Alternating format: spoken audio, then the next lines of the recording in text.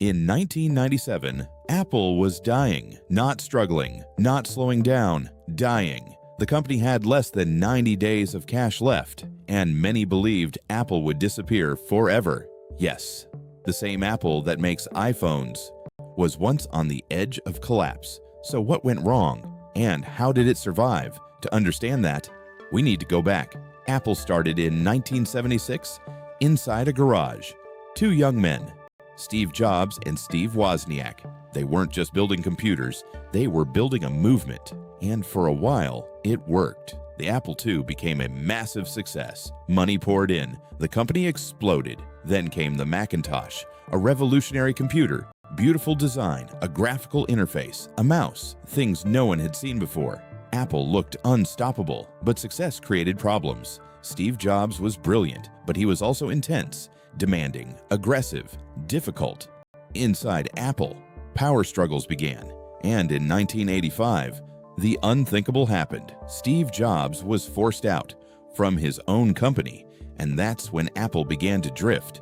Without Jobs, Apple started making mistake after mistake. Too many products, too many versions, too much confusion. Performa, Quadra, Centris, Power, Macintosh. Customers didn't know what to buy. Even employees were confused. Meanwhile, a quiet competitor was taking over, Microsoft.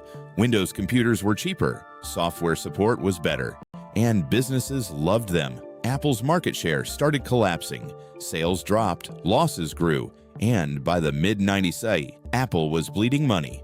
Hundreds of millions every quarter. Investors lost confidence. Analysts predicted bankruptcy. Then, Apple made one final move. They brought Steve Jobs back.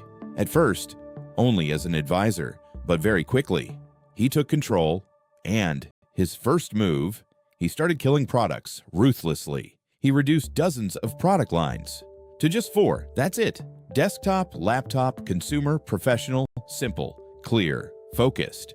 Then came another shock. Steve Jobs walked on stage and announced a partnership with Microsoft. People booed. Yes, Apple fans actually booed, but Apple needed cash, and Microsoft invested $150 million. That bought Apple time. Then Jobs launched products that changed everything.